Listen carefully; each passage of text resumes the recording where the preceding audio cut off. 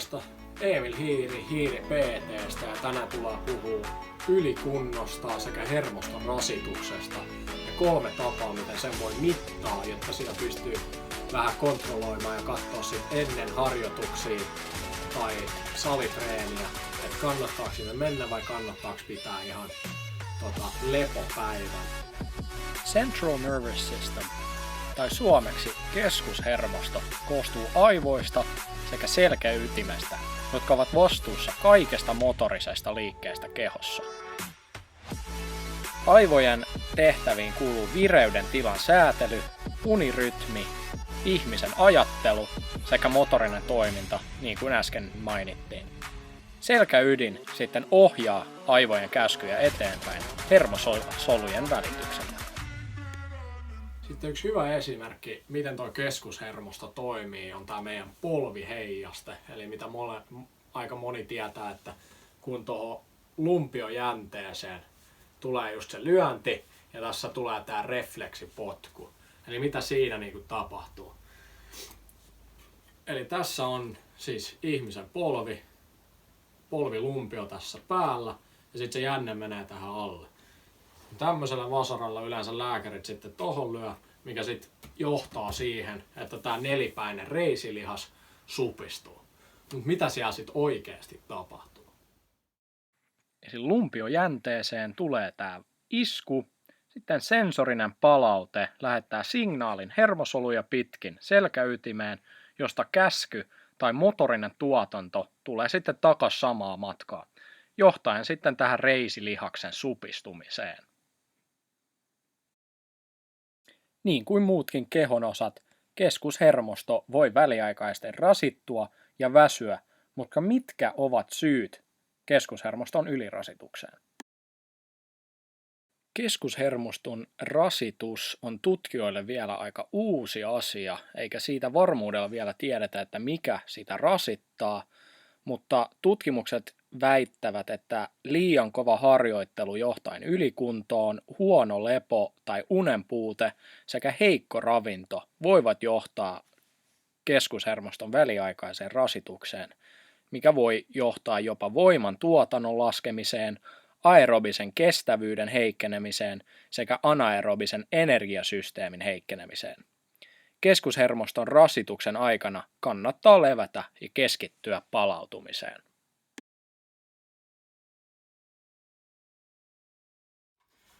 Eli ensimmäinen tapa mittaa tätä keskushermoston rasitusta kautta ylikuormitusta tai ylikuntoa, niin on tämmöinen otteen vahvuusmittaus, eli tämmöinen kuin dynamometer, mikä siis englanniksi just se dynamometer ja mittaa grip strength. Tätä ei välttämättä ole kaikilla himassa, sen saa kyllä aika halvalla Amazonista esimerkiksi ostettua. Mutta tämä on vain yksi semmoinen keino. Eli tänne pistetään tiedot itsestään, just ikä, sukupuoli. Sen jälkeen 3 kertaa, eli ihan vaan pieni puristus. Täältä tulee lukema kiloissa. Sen saa kans paunoiksi tai tämmöstä vaihettua. Mutta mä otan sen tietenkin kiloina. Sitten mä otan sen 3 kertaa, otan siitä keskiarvon. Ja nyt kun mä oon ainakin ollut levossa tässä vähän aikaa, niin tietää, että nyt mulla on semmonen suunnilleen keskiarvo. Ja jos sit tästä keskiarvosta 10% tippuu se mun arvo, niin se saattaa olla indikaatio siihen, että mulla saattaa olla vähän rasitusta tai ehkä vähän ylikuntoakin. Ja silloin olisi hyvä ehkä ei mennä just salille tai sit just ottaa semmonen ihan hyvä lepopäivä. Nettisivulla Optimal Health and Performance löytyy artikkeli puristusvoimasta ja miten se liittyy voiman tuotantoon. Mä pistän linkin tonne kuvaukseen, mä en koko artikkeli ala käymään läpi, mutta tämä mainitsee puristusvoiman tärkeyden monissa eri lajeissa, loukkaantumisista palautumisessa ja lihasväsymys kautta uupumistestaamisessa koko ylävartalolta. Ja tämä on syy, miksi on hyvä keskushermoston uupumis- ja rasitus mittaamisessa, koska se just käy läpi koko ylävartalon. Yksi toinen tapa mittaa sitten ylikuormitusta tai rasitusta on myös tämmöinen vertikaalihyppy tai korkeushyppy, missä sitten otat 3 hyppyä, mittaat siitä keskiarvon ja sit jos ennen suoritusta tai ennen treeniä sitten näiden keskiarvojen kohdalla niin 10% tippuu tää, niin silloin se voisi olla tämmönen pieni esimerkki tämmöisestä ylirasituksesta. Ja vertikaalihyppy, niin tämmöisiä vertekkejä, mitä me yleensä käytetään aika kalliita, mutta mitä voi kotona, tämmönen helppo keino on, että ottaa teippiä, pistää sen tohon sormen ympärille tälle. Ja nyt kun mä lähden tästä hyppää, niin mä samalla otan ja pistän sitten kiinni ton ja sit pystyy mittanauhalla sen jälkeen ottaa.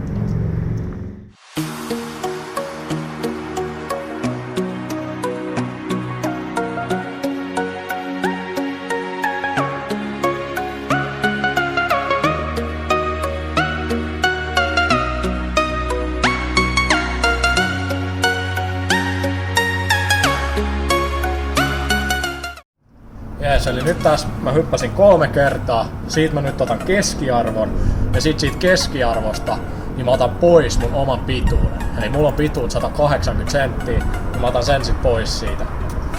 Katsotaan, mulla oli 267 plus 276 plus sit 265 jaettu 3, suunnilleen 270 ja sitten miinus 180.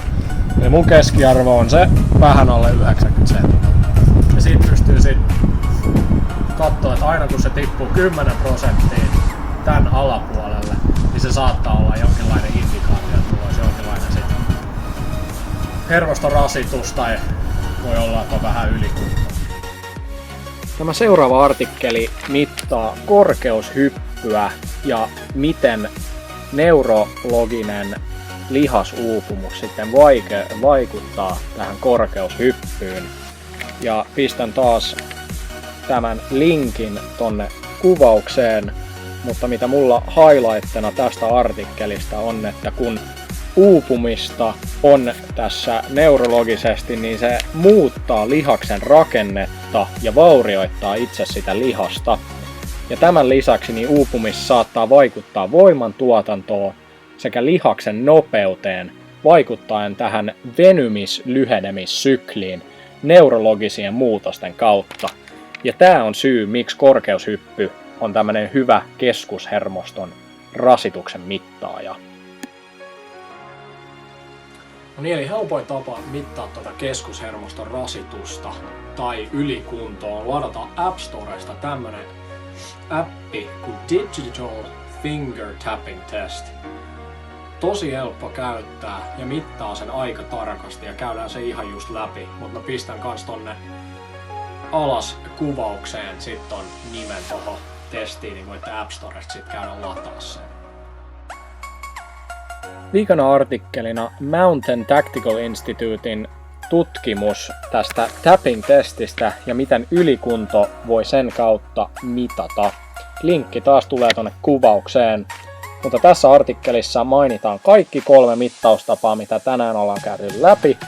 Ja tässä taas keskushermosto ja motorinen tuotanto mittaa rasitusta sitten tapping-testin kautta. No niin, eli nyt katsotaan toi Digital Finger Tapping Test ja miten se toimii. Niin kuin sanottu, sen saa App Storesta ladattua. Sitten mennään sinne appiin. Tästä otetaan toi plussa ja uusi tämmönen ja tänne pistetään sitten eli testi.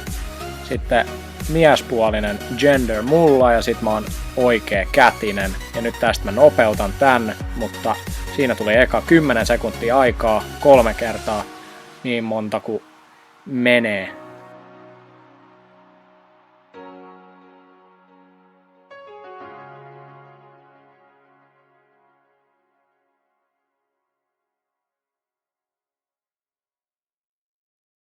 Viimeisenä osa-alueena tässä videossa käydään läpi sitten ulkopuolisia ärsykkeitä, jotka vaikuttaa tähän keskushermoston rasitukseen. Niistä 2, jotka heikentää sitä, on esimerkiksi psykologiset ongelmat, jotain mitä tapahtuu nytten hallin tai kentän ulkopuolella. Esimerkiksi tyttöystävän kanssa tuli ero tai sen tyyppistä. Sitten toinen alkoholi ja huumeet vaikuttaa negatiivisesti urheilusuoritukseen. Ja sitten 2, jotka keinotekoisesti parantaa urheilusuoritusta, on esimerkiksi kofeiini tai sitten tämmöinen pre-workout, mitä voi kans ottaa ennen.